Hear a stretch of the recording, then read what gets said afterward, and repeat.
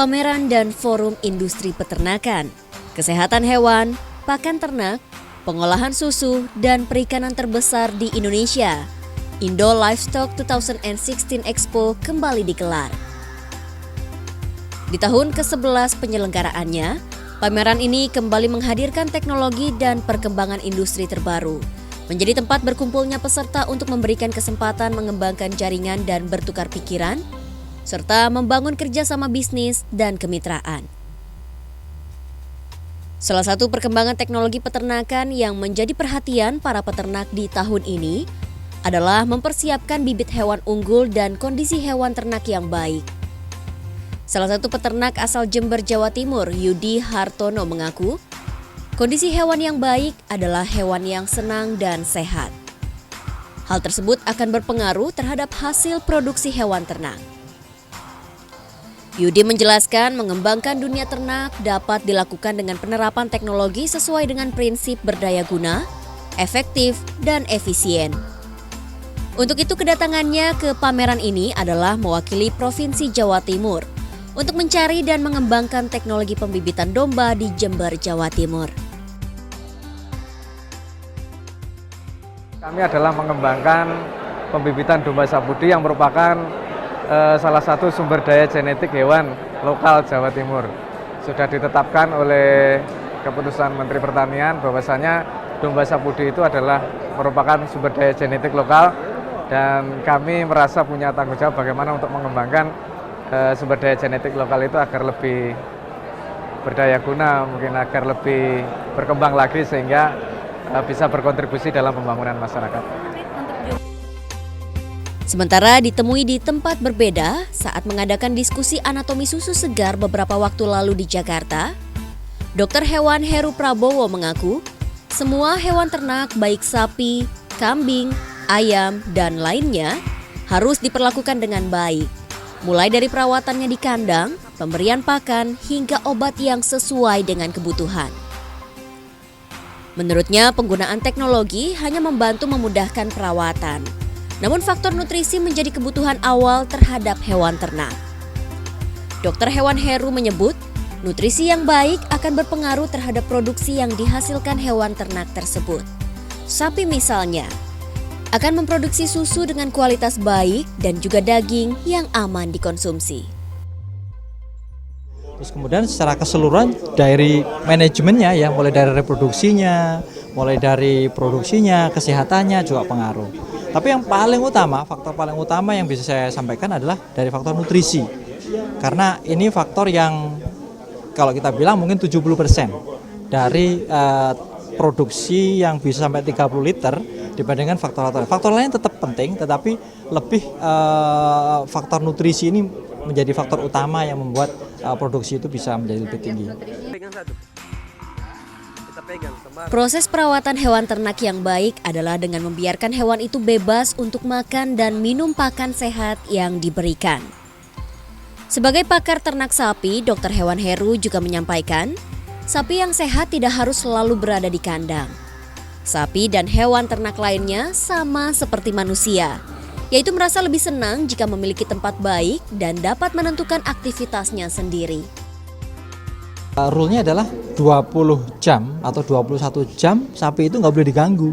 Artinya dia apa? Dia dibiarin tidur, dia biarin makan, dibiarin minum, terserah. Karena kandangnya juga memungkinkan seperti itu. Kita sebutnya yang tadi saya sampaikan free stall ya kan. Jadi sapinya dilepas, jadi nggak diikat. Ada tempat tidurnya, kemudian ada tempat minumnya, tempat pakannya, sapi terserah, free of choice kan. Kalau lapar, makanan tersedia, gitu kan. Kalau minum, haus ada minuman. Terus kemudian kalau mau beristirahat, berbaring ada juga. Jadi dari itu yang harus kita pastikan benar bahwa sapi itu mempunyai waktu yang cukup untuk istirahat.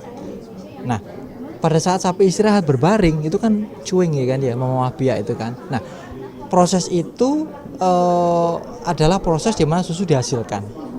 Jadi makin lama sapi itu istirahat, berbaring tidak diganggu, makin banyak susu yang dihasilkan oleh sapi tersebut. Ya, sehingga makin lama dia berbaring dalam satu hari, otomatis itu akan membuat produksi susunya akan lebih banyak. Di luar faktor pakan tadi, itu faktor yang lingkungan yang lain. Ya. Pemirsa, animo dan kepedulian masyarakat yang tinggi juga mendukung peserta pameran Indo Livestock 2016 Expo ini untuk memberikan edukasi dalam ternak hewan. Seperti yang dilakukan Badan Pangan dan Pertanian Dunia PBB, Food and Agriculture Organization atau FAO, yang juga menjalin kerjasama dengan Direktorat Jenderal Peternakan dan Kesehatan Hewan Kementerian Pertanian. Tahun ini, FAO turut mengedukasi pengunjung pameran dengan mengkampanyekan ayam sehat dari peternakan ke meja makan. Simulasi interaktif perjalanan ayam sehat dari peternakan hingga disajikan ke meja makan sangat menarik perhatian pengunjung. Menurut Alfred Kompudu, selaku National Technical Advisor FAO Indonesia, melalui pemahaman yang baik terhadap rantai perjalanan unggas, konsumen dapat memilih dengan bijak dalam membeli telur dan daging ayam yang sehat dan aman.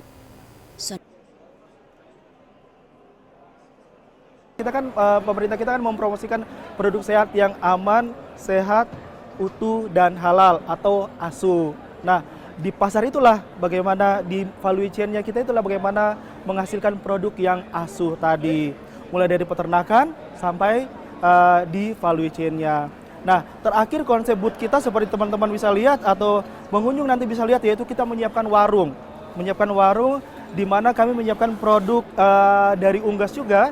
Kali ini kita menyiapkan produk dari unggas yang bisa langsung dikonsumsi oleh si pengunjung.